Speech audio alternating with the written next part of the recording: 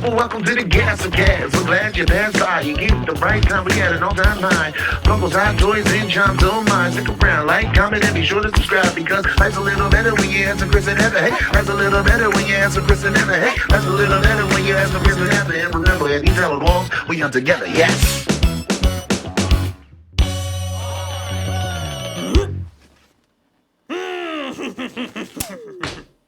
All right, so this is a big episode for the Gastlecast. We have Frank, the Grailmonster, with us here for an interview. This is amazing. It is incredible. Frank is the one who just purchased the Willy Wonka Golden Ticket 2-pack for $100,000. Holy sh**. I can't wait to ask him all the hard-hitting questions, Heather. Here we go. So, Frank, hello, welcome to the Gastlecast. We're glad to have you here. How are you guys? I love your backdrop. I love all the stuff in the back. It looks awesome. Thank you. Yeah, I don't know if you you. could tell, but we collect things. Like, there's a shitload of stuff back there. You know, for a guy who has the most expensive Funko Pop in the world, your background's really boring. I just moved and, like, I don't have, like, stuff yet. You just moved? Is that because you just spent $100,000 on Funko Pops? You had to move into a smaller home? That might be part of it, yeah. I'm living in a bathroom now. That's what it looks like, yeah. It's only the most expensive Funko Pop because I decided to moronically spend $100,000 on it. Let's not say moronically. We'll call you a moron later. Let's start off on a happy note. So the top 3 questions that I've read all over social media go a little bit like this. Is this guy crazy? What the was he thinking? And also, my favorite, what the So those are most of the questions that we get when we hear, about the Willy Wonka 2-pack selling for $100,000. How does it feel to be the guy where everybody's asking you what the I want to meet the guy who spent $10,000 on a pop for the first time because I'm wondering if he was getting the what the fucks too. I know that I'm like the what the fuck guy right now, but I mean there has to be a history of other what the fuck guys, right? I want to meet the other what the fuck guys. Like I want there to be a compilation of what the fuck guys. Heather and I should bounce around social media looking for the what the fuck guys like we're collecting Infinity Stones like Thanos. Yeah, and then we can just have a group chat and you guys can just say what the fuck repeatedly. Yes, that would be the entire video. That would be amazing. $100,000. Holy sh**.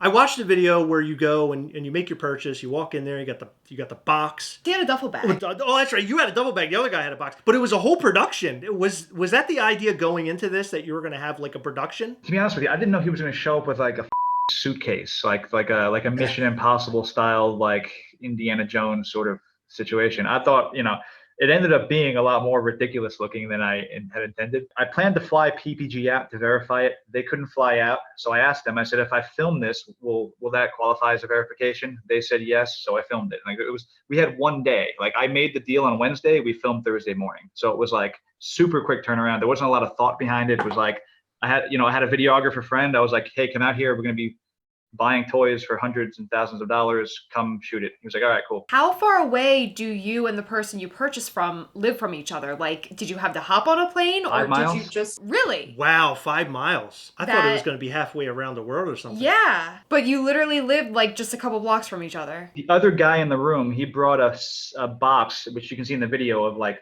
12 Freddies that are each worth like $30,000 each. He lives across the street from me. His name is Rudy Camacho. So it's like all 3 of us lived really a lot of the community is in LA and San Diego just because Comic-Con was where it started. Oh, Gotcha. Yeah. Well, we have the whole group chat crew in the same neighborhood over there.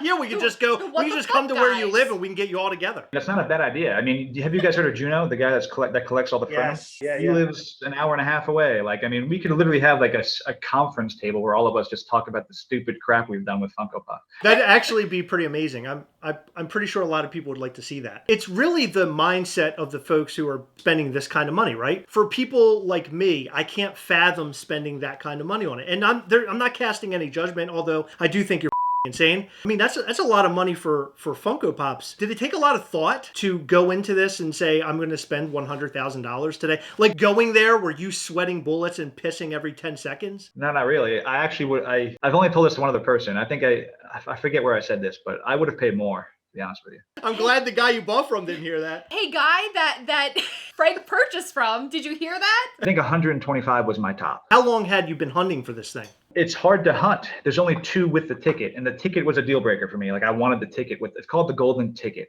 To me, if the ticket's not with it, I don't want it, to be straight up. 2 of the 4 tickets haven't been seen since the day they were handed out, and Mine has a ticket and number 4 has a ticket, but number 4's ticket hasn't been seen since 2019. So I tried to hunt down number 4. I couldn't find it. And I just told myself, I don't want to scour the earth. I know this thing's going to be really hard to find. Time is money for me. If I overpay here, I'm saving a year's worth of hunting. So it's like, it just comes down to how you quantify your time. And I just didn't want to scour the earth for a year, which is how long it takes to find some of these things. Did you have any guard with you, guard service, anything? Because you can't see anything in the video. And I wondered, carrying that kind of money around, that had to have made you nervous. No, not really. Is it normal for you to carry that kind of money around? No, it's not normal to do that. I do get paid in cash from some of my clients, my work clients, not all of them. So I do have some money on me sometimes. I'm not $100,000, but I knew the mall was closed. I knew everybody involved. I mean, when I pulled up into the parking lot, Rudy and the videographer were there. So it's like, it was a group of people, and the mall was closed. Like Chalice Collectibles had to let us open the mall for us to come in. And then their storefront was also locked. So it was like, there were multiple checkpoints there. If something had gone down, God forbid, I lose $100,000 and that sucks. Yeah, that would suck big time. Okay, in the video, the other guy had the pops literally in a locked case, and you just had an unlocked duffel bag with a zipper closure. That's your security, a zipper. What you don't realize is that the other guy who had those 6 pops in a case, the front of the case was glass and transparent. That's just, to me, that's What? even crazier. Hold on, so it's locked with a key, but it's glass and you can see what No, sorry. Oh, You're the talking other about guy. the seller.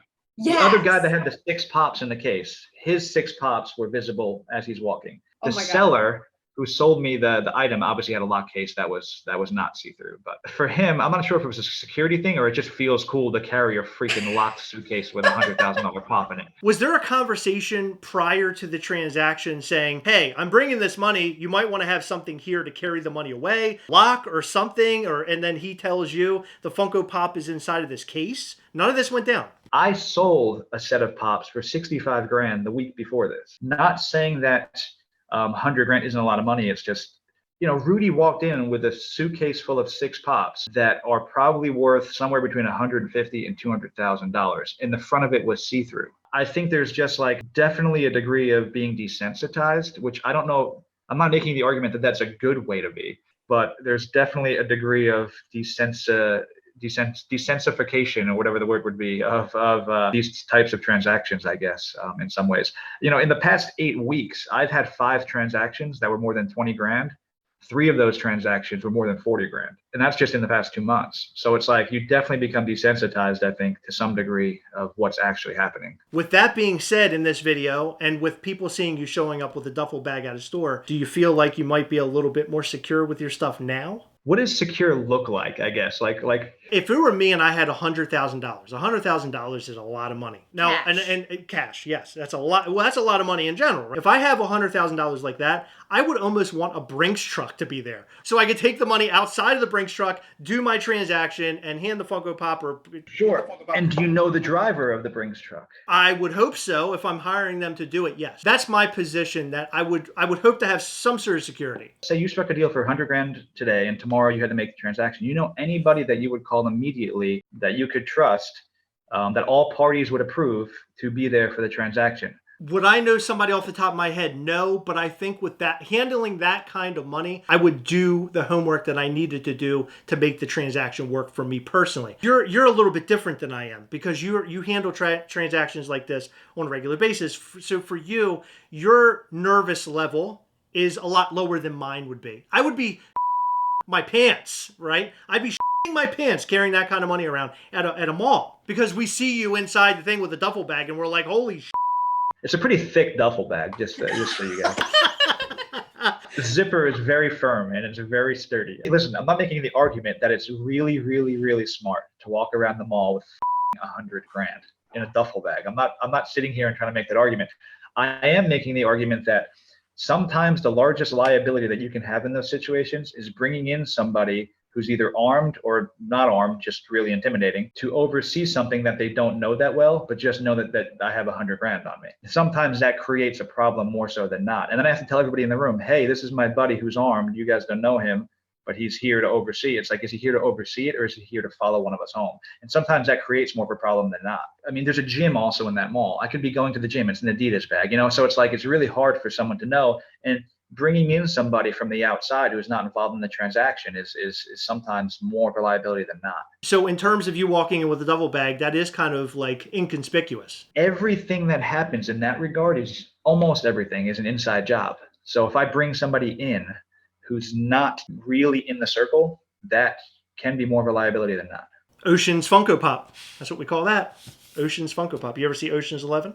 No. Then you get that joke. I do not. Okay, so how long have you been collecting? Let's go on a lighter note here. Not very long, a couple months. But I've been following the world for over probably like about 18 months. But I've only been actively collecting for, a couple months, not very long. So did you hop in because of the excitement of buying items that are the big grails? Is that what kind of attracted you to it? Because do you want the pretty answer? Do you want the answer I want to tell you, or the answer that is actually truthful? I know I want truthful throughout the whole thing, but the point I wanted to make is I cannot imagine after spending $100,000 on Funko Pops that you're standing in front of a Hot Topic at 5 a.m. waiting for the new glow-in-the-dark chase. Like I don't feel like that's happening, and that's pretty much what Funko collectors are doing, but you're doing something completely different. So what is the true answer? Is it the investment? The true answer was I wanted to invest in Funko as a company because they were flourishing during the pandemic. I decided that I thought the figures had more growth and more potential than the company itself. So that was initially how I got into it. And then I just fell in love with it. Like I genuinely, but it was financial based at first, and not entirely financial based. I've always collected stuff. I mean, this is my first collectible is a Joe Montana rookie card that I got when I was a kid.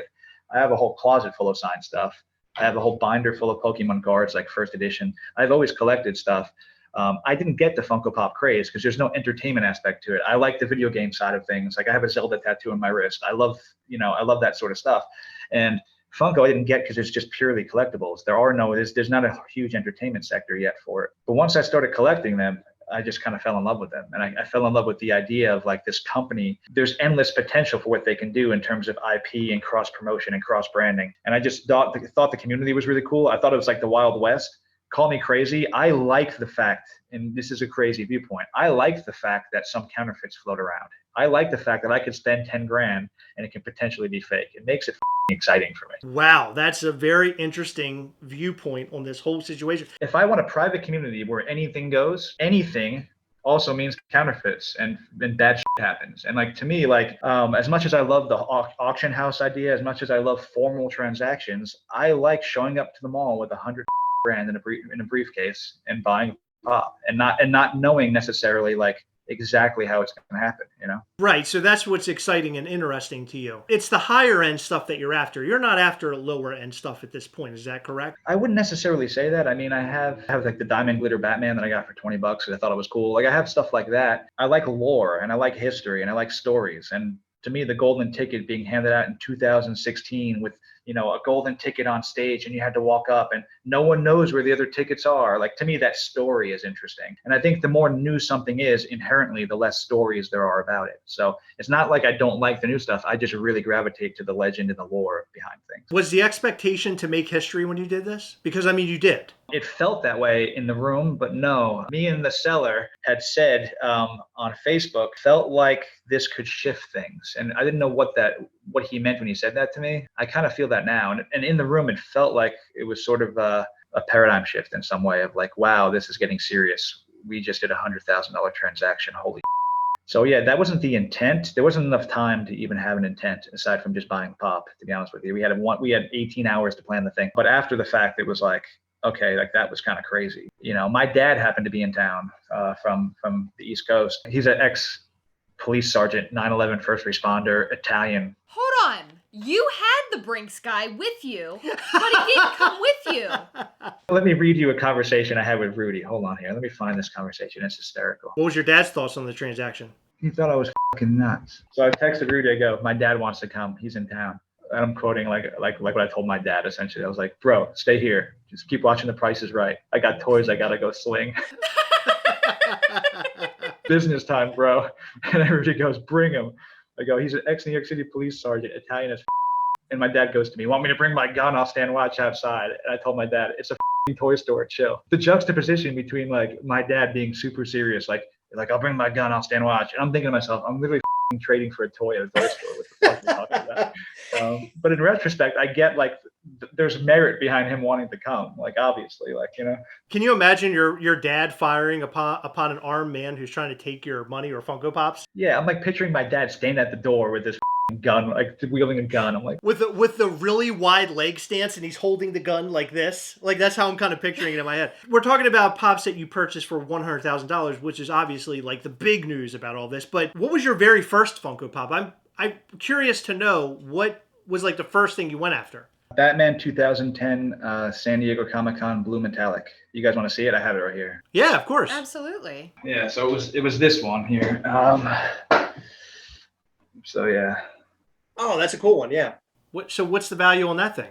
$4,500 to $5,000. This one's in super mint condition. It's really hard to find 2010 pops in mint condition, just because pop protectors didn't even exist back then. You know. The fact that it is so low value, well, lower than you just stated on the Funko app. It's valued at. No, it's let's not get it wrong. It's a common pop for sure. Yeah. But it's valued at about half of what you just said, $2,300. So that just goes to show that you did something incredible by recording your $100,000 transaction, because most of us know that a lot of these high value transactions don't happen on eBay or Mercari or wherever else. They happen in private sales. People literally traveling, handing a pop over to someone who lives 5 minutes away from him, but they're not recorded. So people think that the value is a bit lower when really it's not, especially when you find one, like you said, in really good condition. For sure. And I think that was part of why I wanted to film too. A lot of hearsay and gossip is how we value these things. And like for me, like I didn't want that to be the case. Here is something you guys can latch onto. Like this is something that's concrete. It's happened. And I wanted to document that. And I had other people in the room, 2 super reputable collectors. You know, Rudy is super reputable and the seller is also super reputable.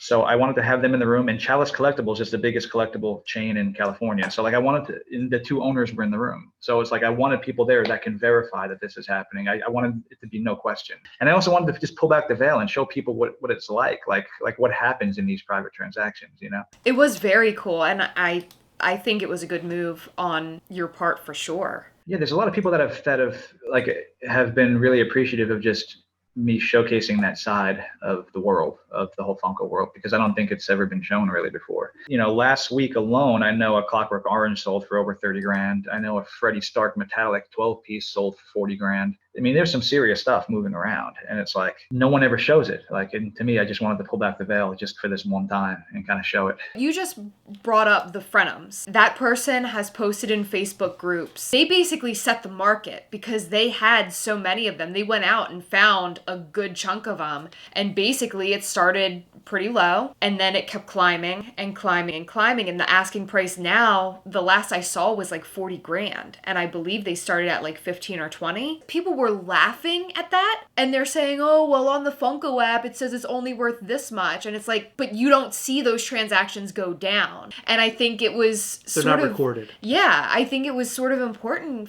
for it to be showcased. I had a Frenum, and mine had a tear through it.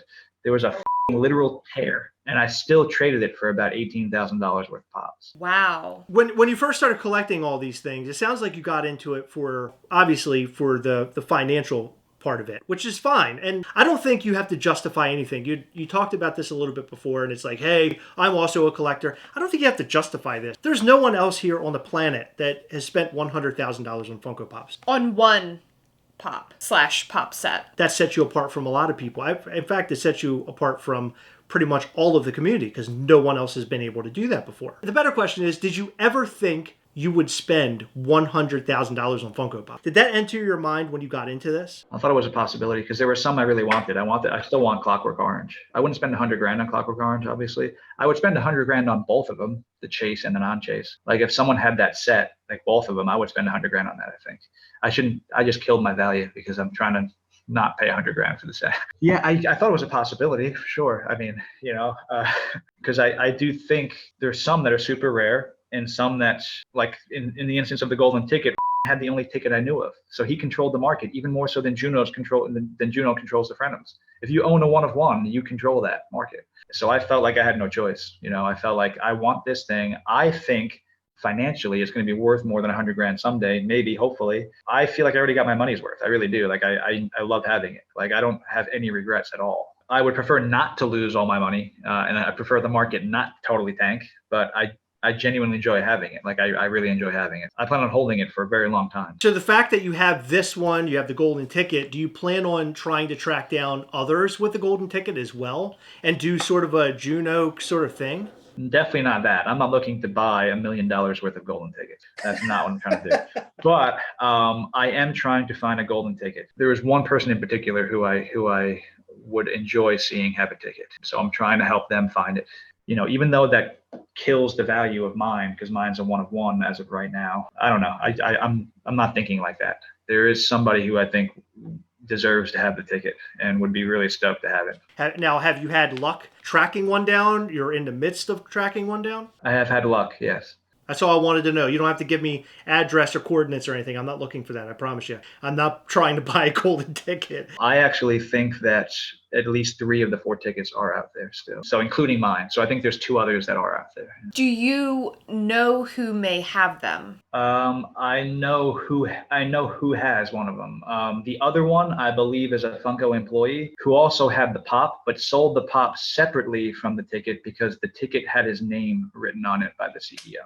And I know that almost definitively. That one, the value of that one, or even the acquisition of that one is questionable because it's addressed to him in particular. This is all stuff I probably shouldn't say, but I mean, I don't really care. You mentioned that your father thought you were absolutely insane. I kind of want to get back into that topic. How about the rest of your family and your friends? Were they understanding of you buying this $100,000 piece? Were they also lining up behind your father to let you know that you're crazy? What was the response? They think I'm nuts. They think I'm crazy. They don't get it. They're not supposed to get it. I expect them to think I'm crazy. My dad kind of gets it because he was here during the transaction. I got to talk to him about it for a little bit, and he understands that, this is something that I wanted. Like, he also used to collect cards as a kid growing up. Like, he understands, and he knows I'm in a financial position where it's like I'm spending money that I shouldn't be spending. So it's not like I'm eating at Wendy's for the next 3 years to pay for the pop, Yeah, you're just living in your bathroom. You're just living in a bathroom. Fine. No big deal. Were you known before buying these Funko Pops to buy things like this of great value,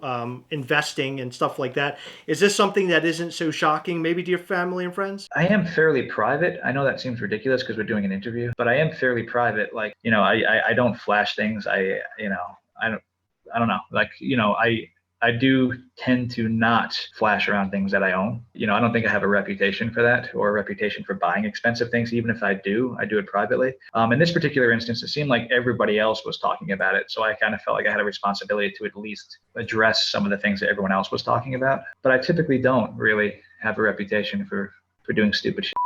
This is probably the most golden question I can ask you. About the golden ticket? About the golden ticket Funko Pop set. Do you have it like on a special display? I just picture like an acrylic case with like locks on it, like you're in a museum, and it's like right there in the middle. Lots of light shining down on it, right? And it just looks amazing. And there's lasers that's protecting it. Where would you guess that I would keep it? Just take one guess, like a really educated, well thought out guess where I would keep it. Just based off of how you answered that. At the top of your closet next to your bowling ball. I keep it in the most secure place I know, which is a black duffel bag. Of course you do.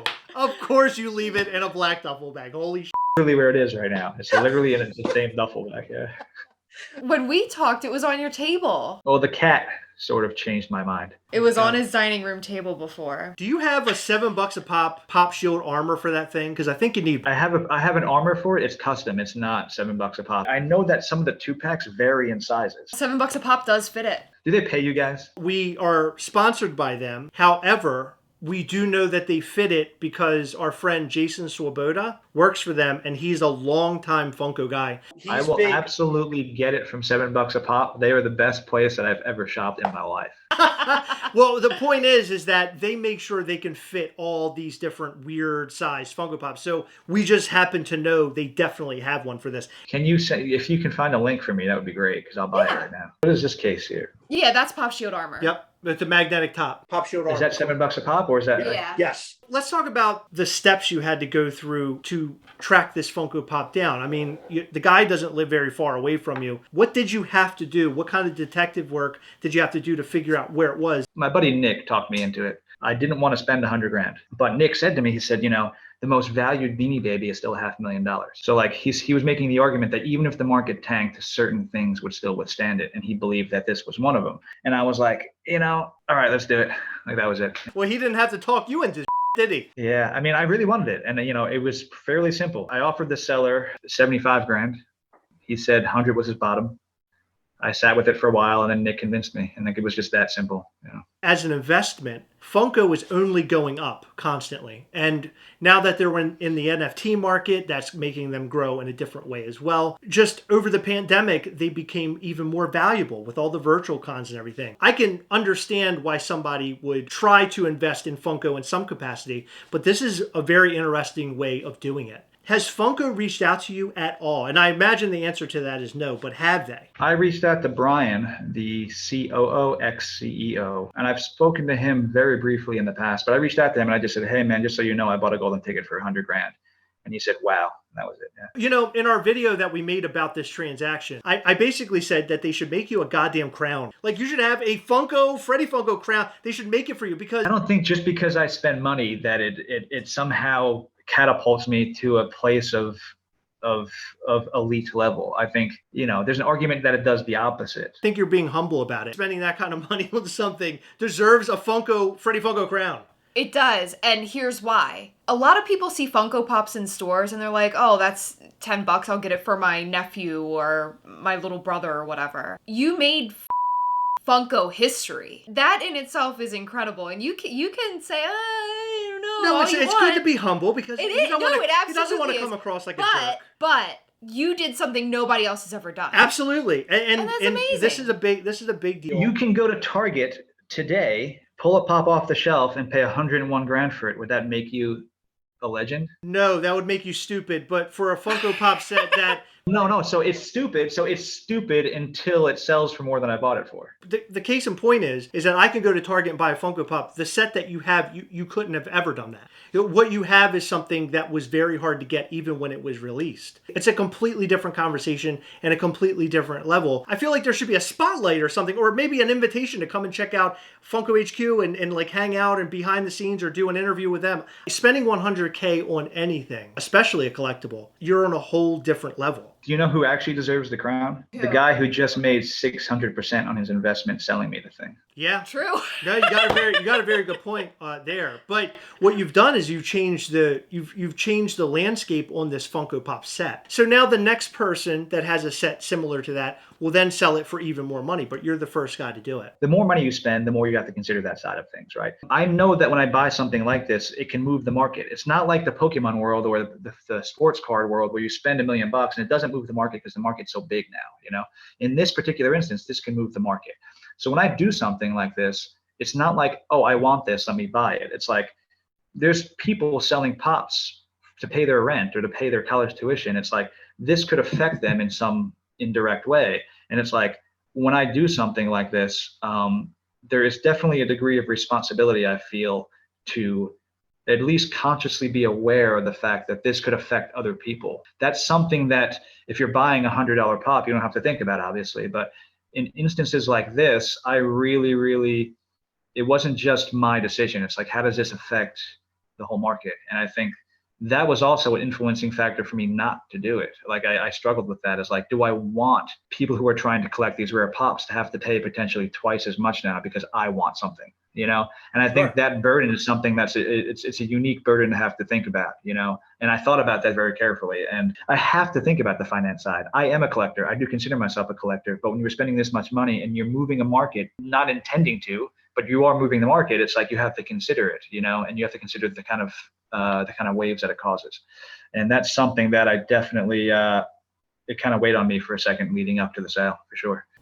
But it could also move the market in a good way where that person who might not have the kind of money to spend $100,000 on a pop on has a pop that was once valued a bit lower, but then, you come in and you're like, hey, Funko Pops can be worth $100,000, and now all of a sudden that guy's pop's worth $5,000 or $10,000. Do you know what stopped me thinking that way, or at least kind of shifted my thought process, was me trying to not get the pop because I don't want it to affect the market. That's market manipulation as well. It gets super meta where you're like, I want this thing. I'm going to pay this much for it. Like me thinking I don't want to do it because it's going to move the market. That's just as much of a manipulation as me getting it.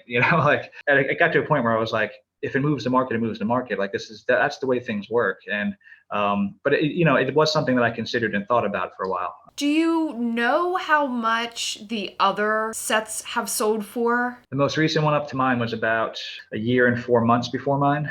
And I do know the number. Yeah, I do know the number. I'm not going to say it because he asked me not to. But I know that, put it this way, mine was significantly more. I would imagine so. Yeah, I imagine so also. So anybody who owns the set now, that value just... How about this? We'll play this game. Guess how much one of them sold a year and 4 months ago without the ticket. And I'll tell you more or less. 35. It's more than 35. To my understanding, and someone can correct me if I'm wrong, the golden ticket that sold a year and 4 months before mine was the most expensive sale of a Funko Pop up to mine.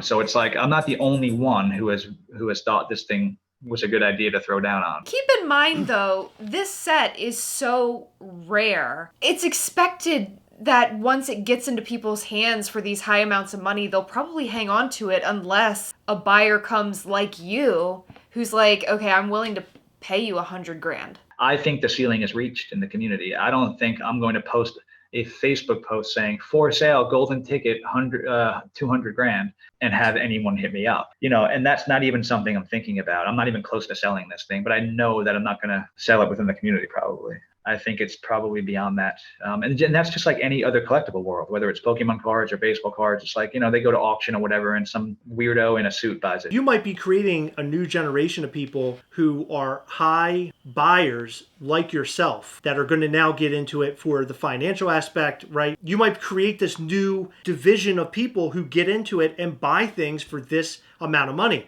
I don't think it's crazy to say that somebody might come in the next year or a couple years trying to sell or buy one for $250,000 or higher. It's possible. I think that's possible. And there's some purist, loyalist Funko collectors, old school collectors that are puking at hearing you say that. There's definitely a sacred ground with this whole thing. And I feel like people who are critical of me feel like I'm taking a dump on the sacred ground. Like I'm the relatively new kid on the block who's just flipping everything on its head and everything up. I understand that argument. Like I get it and I empathize with it. I wanted this pop, so I bought it. It's that simple. It's just like anybody else who wants the flocked Sully and they buy it. It's the same exact thing. It's just a larger amount of money. And if that amount of money flips things on its head, then so be it. Like that is what it is. Like I'm not intending to do that. I think it's bullshit that there's gatekeepers that are saying what pops can be sold and how it's going to affect sacred ground. I mean, we're way past sacred ground. Funko has become a larger company. They're in the stock market now. Things have changed a lot since the very beginning. Seeing a Funko Pop set sell for $100,000 tells me that Funko is still alive, well, and kicking. In our community, you hear a lot of people saying Funko's dead, Funko's dead, Funko's dead. But this is a prime example that the heart's beating faster than ever, and Funko continues to grow. I think what you've done is incredible. I think it's incredible for the fan base, and I think it's incredible for the future of Funko. And that's the first thought is, wow, this guy's insane for spending this kind of money on a Funko product. It comes down to who has the amount of money to spend on something like this. You see people running around in Ferraris and Lambos, right? You can say the same exact thing. They're big idiots for going out and buying high-end cars. You just happen to buy a high-end collectible. And high-end is very relative, right? I mean, there's a Pokemon card on Golden Auction right now that has 18 bids and it's over $500,000. There was a Beanie Baby sold last week for $25,000. Is the rarest item in any collectible market. Is $100,000 expensive for it? No, that's cheap. It's just a matter of I'm gambling on where the ceiling is. $100,000 for the rarest item in the Funko world is the ceiling. It's not the ceiling in any other collectible, even dead collectible markets like Beanie Babies. Yeah, I don't think it's that crazy, and I don't think it's that high end. It is relative to everything else, but when you really look at the scope and like the landscape of collectibles, it's really not that crazy. If you didn't collect Funko Pops like right now and you had that 100 grand, where do you think you would have put it elsewhere? I'm opening a restaurant downtown, so I would probably get some paintings for the walls. Do you have any advice for those out there who want to go out and collect these high-end grails? People who might have a lot of money might see this and say, you know what? This motherfucker went out and spent $100,000. I'm spending $250,000 or $500,000. My advice would be to get all your grails before someone spends $100,000 on a grail. Well, too late. You're not getting your grails anymore. I would try to document it as much as possible. I'm tired of the hearsay. I'm tired of the gossip. And I also want people who aren't spending this kind of money to at least be able to benefit from experiencing it in some way. I do think the private gatekeeper way in which the communities ran is like, I think it sucks. Like I don't want to put this, I don't want to put this thing in a closet and have nobody see it ever. I want people to be able to experience these things with me and to go through the process with me. I think it's exciting. I think it's fun. The actual process of the transaction and the sales and stuff, I think, I wish people pulled back the curtain a little bit more and documented them. I think it's fun. There's such an overlap between Funko and social media and like the TikTok world, and like it's a young thing. It's a young demographic, and I think this stuff should live on social media more. Like people should be talking about their crazy transactions and the things that they do, within the community. A lot of people might call you an attention whore after doing something like this. You're a guy with a lot of money. You go out and buy a Funko Pop set for $100,000. What do you say to those people? I mean, have you been an attention whore in your life? I hate to ask it like that, but are you the guy driving around in Ferraris and Lambos? And what kind of car do you think I drive? You drive a Honda Civic. I drive a Honda Civic. You drive I did not guess that. Holy shit. Okay, so you're not a show off. I haven't bought myself an article of clothing in like a year. Like I don't own tuxes. That's why he has $100,000. Yeah, no wonder you're able to spend $100,000 on Funko Pops. I'm super frugal. I don't, I have a nice house that it's sizable, but it's not like I don't want to invest in anything that loses 30% of its value the second I drive it off the lot. I try to be smart with my money. I really do, and I don't invest into things that I don't enjoy, and I don't enjoy cars, so I don't invest in them. Like that just is what it is. I'm not a flashy person. Like I'm totally not. I didn't have Instagram and YouTube until a week ago, and the only reason why I had it was because a lot of other people were answering questions on my behalf that I felt like I was better fitted to answer in regards to the sale, and I wanted to give people a resource where they can reach out to me and ask me if they needed to. What you're saying is that you're just a Funko Pop attention whore. Right? That's what I gathered from that. No. I think that's I like showing these things off.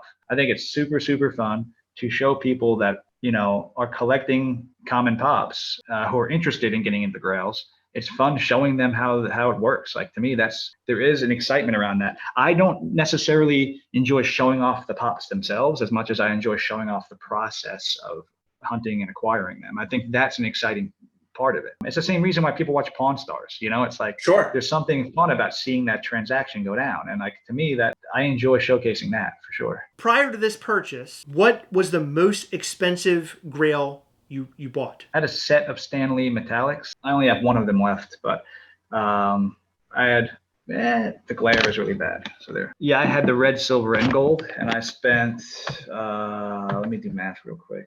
$61,000 on them. 100K wasn't a far fetch after spending that kind of money. No, not really. And then I had a Frenum. I got a Frenum and a few other pops for 30-ish grand to like a week after that. The next one is the Clockwork.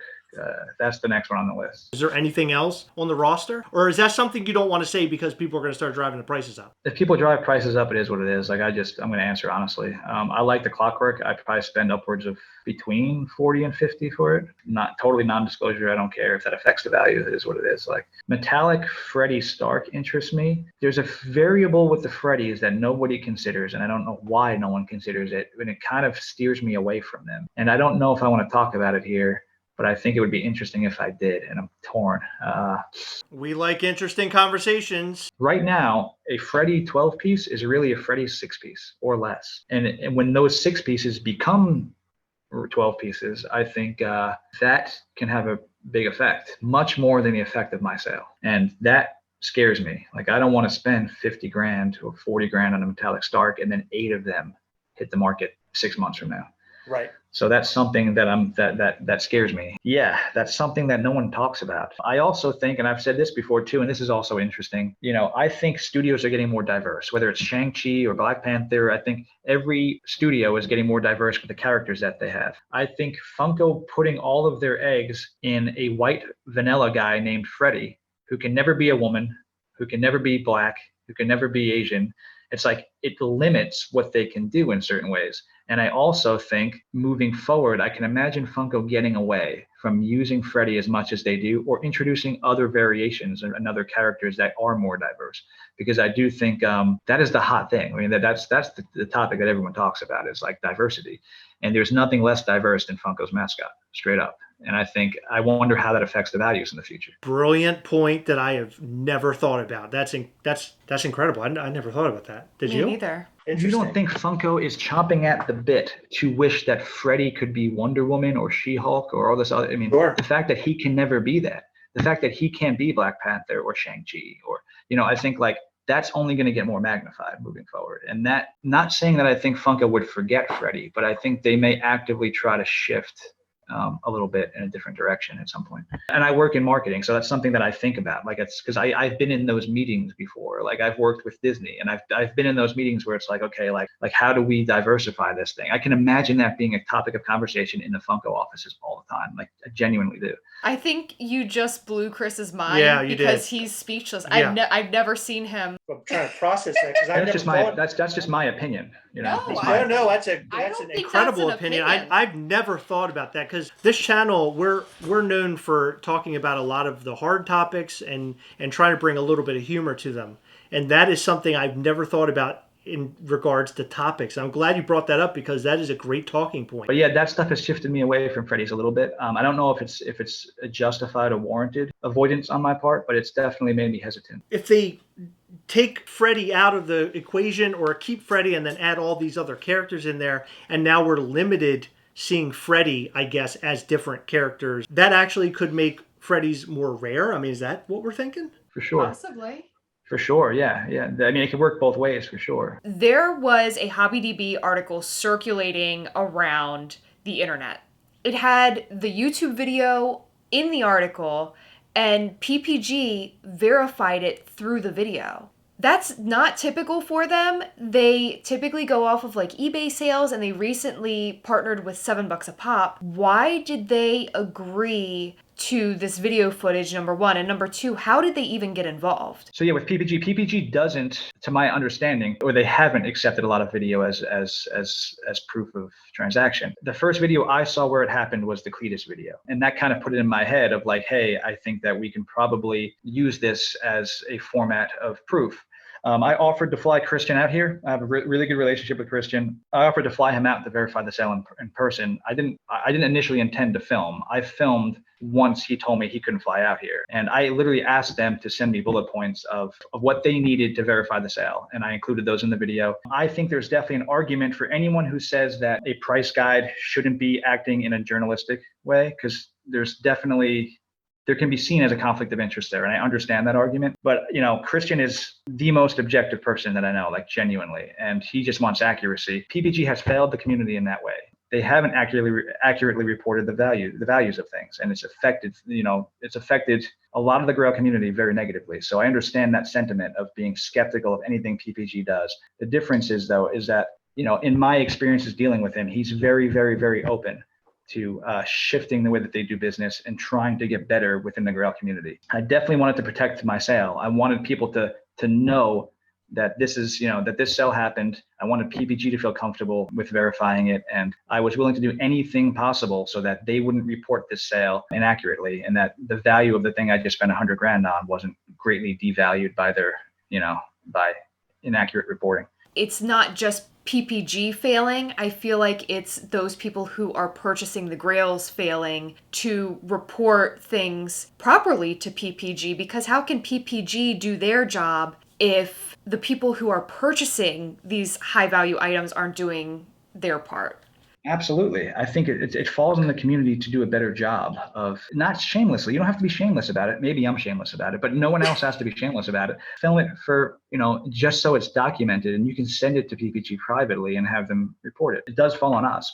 We have failed each other in some ways by not coming up with some sort of format where we can showcase how much we spent. It's crazy to me. You spend 50 grand on something and nobody knows about it. So the next person that buys it for 10 grand maybe, and then your investment's Totally. and I think like strictly financially, and I think like, I don't know, it's really fun. This community can be fun. And I think a way of making it fun is by letting people see what happens in it. I don't want to hide these pops in my closet anymore. Like, I want people to experience them with me. To me, it's part of being in a community. And I know people are very critical of that opinion. I am stomping all over the traditional thinking, but that's okay, because you need to have somebody come in and be a game changer every once in a while and shake things up. You mentioned PPG, but how do you feel about Funko app? So the fact that Funko is a company that's using an app showing values of their products the way that they are right now, how do you feel about that? I don't necessarily feel strongly in any direction. I think that PPG has a responsibility to make sure that their prices are more accurate if it's going to be showcased on Funko's official app. And when I say that, I think they're great for the common pops and the stuff that's not like 200 or less. But to me, small sample sizes are irrelevant. If I flip a coin one time and it lands on heads, it doesn't mean that it lands on heads 100% of the time. There needs to be a sample size. And I think unless something meets a minimum required sample size, they should just say no price known. It's better than giving a wrong price. And this is all stuff I've discussed with Christian. Christian understands that there's flaws with the aspects of the Grail reporting. I've tried to help him and, just share my thoughts with him. And I think he's doing a lot to help fix that aspect of their reporting. A lot of what you're talking about is sort of, it's community, but not within the community that most of us know. I'm talking like the Grail buyers, right? Sure. I think that the people who purchase these higher end products should be doing more to document things, like you said, so that there are accurate prices. Because right now, I mean, the price is either what you're willing to spend on something, or like if you know that so-and-so bought some mega grail for $30,000, you're like, oh, well, your pop's worth $30,000. But outside of that, how do you know what it's valued at aside from what you would offer somebody? I'll tell you, in my opinion, how we know. We film the things and we have people in the room to verify, and we post it on YouTube, right? So everyone can see it. That's how it should go moving forward. And I don't think it should be considered, I've heard the term with your video, a publicity sort of thing. I think it's more informative, and I think it's more documenting a sale. I agree. I mean, I agree with that. You answered a lot here, and you covered a lot of different aspects of not only the sale, but your thoughts on the Funko community and Funko, in general. And I really appreciate you coming on here with us, and I hope you had fun while you were here. I loved it. It was freaking great. It was awesome. I think we'll talk after this, but yeah, I have some other ideas too. Thank you guys. I had a great time doing this. Yeah, I wish there were more people from the community that did stuff like this, because it's fun to talk about it. It's fun sharing this side of things with people. In the past few months, weeks and months, my mind has been blown about some of the shit that happens in the community. It's like, I wish that some of those stories, some of those tales from the Wild West, that is the Grail community, would be shared more often. We're the blue collar collectors, right? So we know about the people that are trading, Funko Pops that most of the time are under $100. Talking to somebody who made a purchase that is at this grand a scale, and not only that, somebody who made Funko history is, for us, it's a real special event for us. So we appreciate that. And I hope in the future we can bring you back. We could talk about all sorts of things. Maybe even bring you on live, and we can let people ask you questions directly in some capacity. I think that would be a lot of fun. Yeah. Cool. I would love that. That'd be awesome. Yeah, absolutely. Absolutely. Well, thank you, man. We appreciate you coming out. Thank you guys for having me. I appreciate it.